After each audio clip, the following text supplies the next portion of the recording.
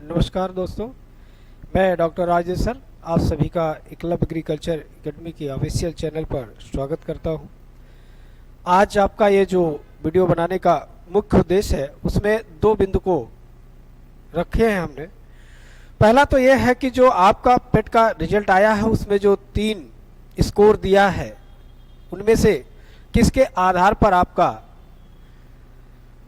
विज्ञापन के लिए आपको कॉल किया जाएगा या आमंत्रित किया जाएगा। दूसरा, जो कुल स्वीकृत पद हैं उसके सापेक्ष में हमारा कट ऑफ पेट का जो स्कोर है वो क्या रहेगा।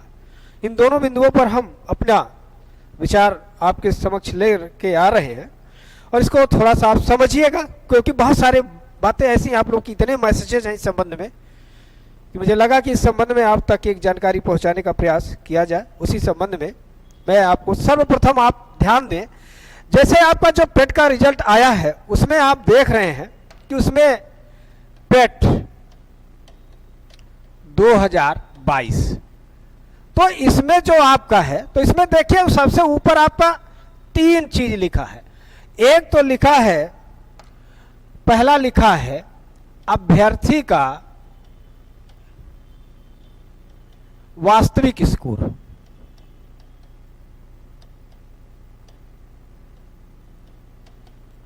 एक तो अभ्यर्थी का वास्तविक स्कोर है, दूसरा जो है अभ्यर्थी का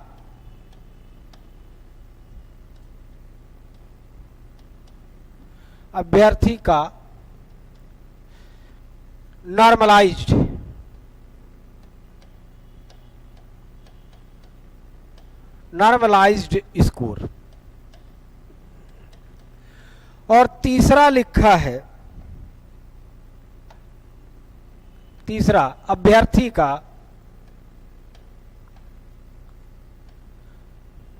का परसेंटाइल स्कोर।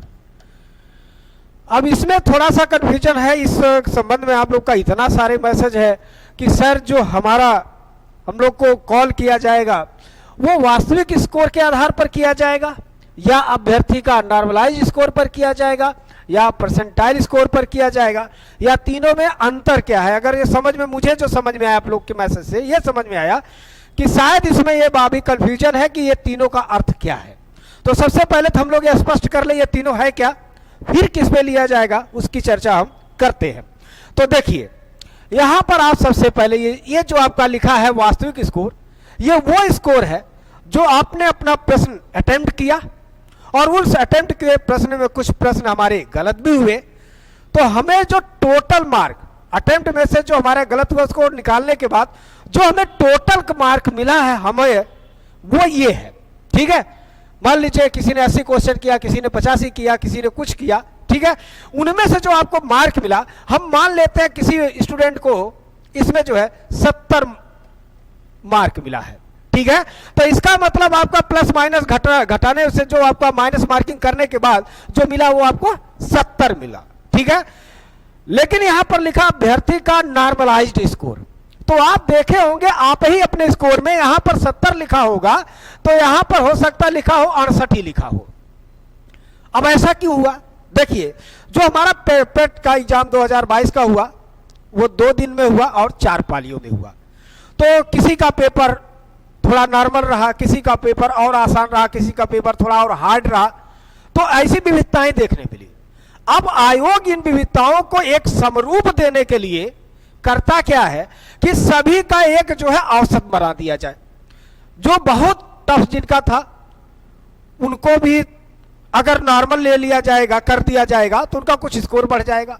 जिनका बहुत आसान रहा उनको कुछ ज्यादा मार्क मिला होगा तो वो भी कुछ और नीचे आ जाएंगे। तो कहने का अर्थ है स्टैटिक्स एक ऐसी बात है, स्टैटिक्स में क्या होता है आपको पता है, कुल पदों की संख्या, कुल पदों का योग औसत निकाला जाता है। तो यही एक वो भांति है कि उसी रूप में उसका एक औसत निकाल दिया जाता है, ना बहुत कड़े वाले जो हार्ड पेपर पाया उसका बहुत ज़्यादा ना नुकसान हो, और जो बहुत ज़्यादा आसान पेपर पाएगा वो बहुत ज़्यादा ऊपर ना निकल जाए। उन दोनों के बीच में सामंजस्य बैठाने के लिए क्या किया जाता है, नॉर्मलाइज्ड किया जाता है। तो ये दूसरा बिंदु है वो क्या है, नॉर्मलाइज्ड स्कोर का यही है आपका। अब तीसरा है अभ्यर्थी का परसेंटाइल स्कोर।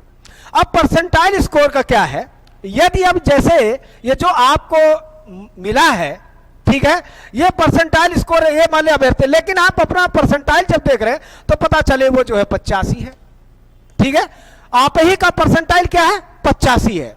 अब इसका अर्थ क्या है, इसका अर्थ ये है साथियों, यदि आप 100 में से 85 को घटा देंगे तो आपको क्या मिलेगा, 15 मिलेगा, ठीक है।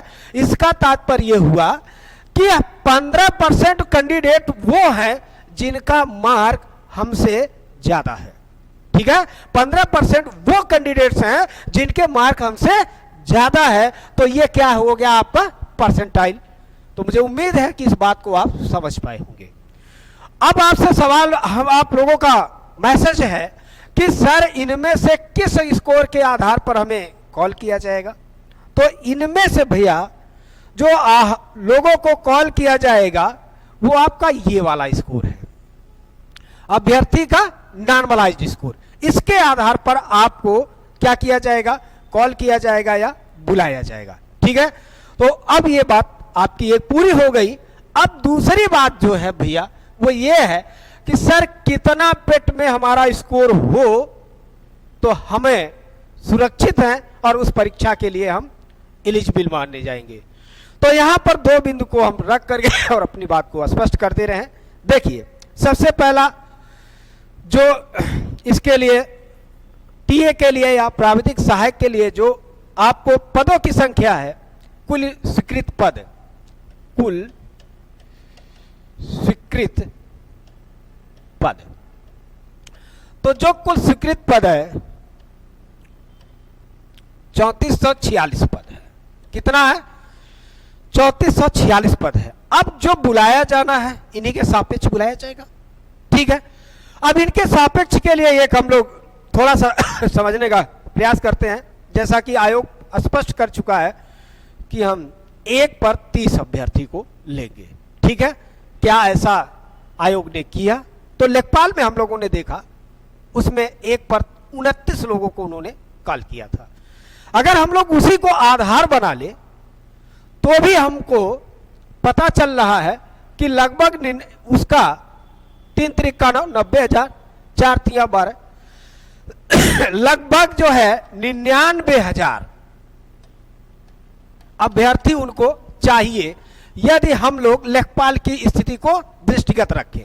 तो हम लोग को इतना चाहिए, ठीक है। लेकिन क्या इसमें घटेगा बढ़ेगा, ठीक है, यह अलग चीज है। अब हमें एक चीज और फोकस करना है, समझने का प्रयास करेंगे। क्या 1 लाख अभ्यर्थी पेट 2022 के परीक्षा में सम्मिलित हुए हैं, ये बात है। तो जो लोग बताते हैं, जो जानकारी जहां तक मिली है, जो मुझे अपना अनुभव बताता है, 12 साल से मैं स्वयं इस फील्ड में कार्य कर रहा हूं, तो मुझे ऐसा लग रहा है कि 90,000 अभ्यर्थियों का अधिकतम अनुमान है और हमें चाहिए कितना, इतना, ठीक है। तो अगर 90,000 का अनुमान है तो कोई जरूरी नहीं जितने लोग फॉर्म डाले हो वो सारे लोग दिए हैं। और लेकिन उसमें अभी इतने ऐसे लोग भी हैं जो यूपीएससी के थ्रू जो टीए में स्वयं हैं, प्राविधिक सहायक में हैं या केस सुपरवाइजर में पोस्टेड हैं, लेकिन इसी यूपीएससी के माध्यम से कुछ पद ऐसे भी हैं जो अच्छे पदों के लिए हैं, उनसे अच्छे पद के लिए हैं, वो लोग भी दिए हैं। तो क्या वो लोग भी टीए के एग्जाम में बैठेंगे पुनः? नहीं। जो केस सुपरवाइजर में है उन्होंने भी दोबारा दिया है, लेकिन क्या वो इस परीक्षा में भाग लेंगे? नहीं, ऐसा कुछ नहीं होगा। तो अब कितने अभ्यर्थी देंगे यह एक विचारणीय बात है। तो उस पर विचारी का अगर करके मान लेते 10,000 निकाल ले तो 80,000 तो बच ही जाएंगे। अब उस 80,000 में फॉर्म पड़ रहा, अप्लाई कर रहे हैं, तो उन्हीं में से वो चुनाव करेंगे, उन्हीं में से इनको चुनाव करना है। अब ये आ रहा कि सर कैटेगरी वाइज इसमें क्या होगा, भैया अब जब यहां पर एक स्थिति ये देखने को मिल रहा है तो कैटेगरी वाइज की क्या स्थिति की जाए। ठीक है, तो अगर आपका यूआर, बीसी, ईडब्ल्यूएस, ये लोग को, इन लोग की हालत ये होगी कि 10 प्लस पर, इन लोगों को 10 प्लस पर, सब 10 प्लस पर चले जाएंगे। बाकी लोग अगर एससी एसटी हैं तो ये लोग 5 प्लस पे जाएंगे, 5 प्लस। और बाकी जो आपका हमारे फीमेल्स हैं, बच्चियां हैं, इन लोग का तो बस वही होगा कि अगर इन लोगों ने पेट का एग्जाम दिया है तो वो सारे लोग एलिजिबल होंगे। और अगर इन सभी परिस्थितियों को अगर ध्यान में, अगर ये सब कुछ जैसा हम लोग का अनुमान है, अगर ये सब सही रहा तो वास्तव में मैं बताऊं इसमें हालात वही होगा जैसा कि आपने एनएम जीएनएम में देखा था कि वो सभी अभ्यर्थियों को उन्होंने कॉल कर लिया था एग्जाम के लिए जिन लोगों ने पेट के एग्जाम में सम्मिलित हुए या उनको पॉजिटिविटी में कुछ मिला था। तो शायद हो सकता ऐसा भी देखने को मिले, तो अगर मिल रहा तो कोई ये अतिशयोक्ति नहीं होगा। फिलहाल जो लोग भी यहां तक अपना है या एग्जाम में आप सभी लोग बैठे हो भैया, तो सभी लोग पूरी मन से तैयारी में लग जाइएगा, कोई गलती नहीं करिएगा। आने वाले समय में आपको बहुत अच्छा इसमें रिस्पांस मिलेगा, क्योंकि मुझे ऐसा लगता है जो मैं भी बता रहा हूं उससे भी कम आपको मिलेगा। इसलिए आप सभी लोग, जो लोग भी पेट के एग्जाम में बैठे हैं, वो सभी लोग को बहुत बहुत बधाई है कि आप इस परीक्षा में सम्मिलित होने का पूरा अवसर पाएंगे। एक सवाल आप लोग का और है कि सर टीए में और केस सुपरवाइजर में कौन कौन लोग भाग ले सकते हैं, तो इस सवाल का भी भैया मैं आप लोग को यहीं पर स्पष्ट कर दे रहा हूं। देखिए, टीए के लिए आपका BSc Ag, BSc forestry, BSc horticulture,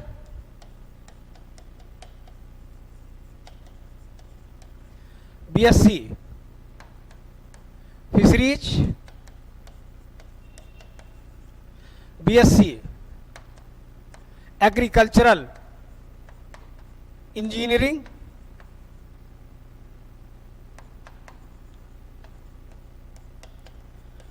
BSc home science.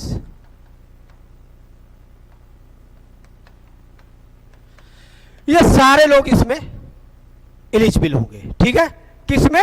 प्राविधिक सहायक या टीए के लिए। ठीक है, तो जिन भी छात्रों या अभ्यर्थियों का डिग्री इन सभी से संबंधित है, एलाइड है। अब बीएससी एजी में ये ना सोचेगा बीएससी ऑनर्स, भैया बीएससी ऑनर्स तो सर्वोपरि है। ठीक है, तो ये सभी लोग जो है इसके लिए डिजर्व करेंगे। पेट का स्कोर मैंने आपको बता दिया। ठीक है, अब एक सवाल आपका है कि जो लोग केन सुपरवाइजर का,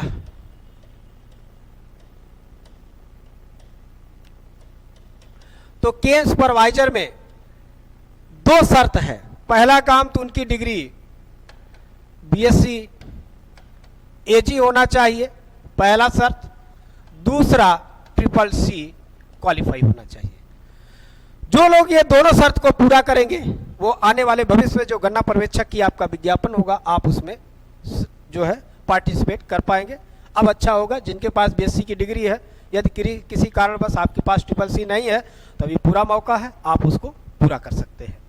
तो ये आपके सवाल थे और इन्हीं सवालों के परिप्रेक्ष्य में ये वीडियो बनाया गया है और एकलव्य एग्रीकल्चर एकेडमी के द्वारा एग्रीकल्चर से संबंधित किसी भी नौकरी के लिए या हमारे संस्थान में एमएससी एजी का UP CATET BHU JRF SRF net या बीसीसी के लिए भी तैयारी कराई जाती है। इसके लिए हमारा बैच शुरू प्रारंभ होने वाला है और इसमें हमारा ऑनलाइन रजिस्ट्रेशन, ऑफलाइन रजिस्ट्रेशन और एडमिशन दोनों प्रारंभ हो चुका है। जिन भी अभ्यर्थियों को हमसे जुड़ना है तो आपका स्वागत है, आप आइए। हमारी संस्था आपकी बेहतरी के लिए पूरा प्रयास करेगी। तो आज के लिए इतना ही। तब तक के लिए जहाँ भी रहे खुश रहे, आबाद रहें, अपना और अपनों का ख्याल रखिएगा। Good night.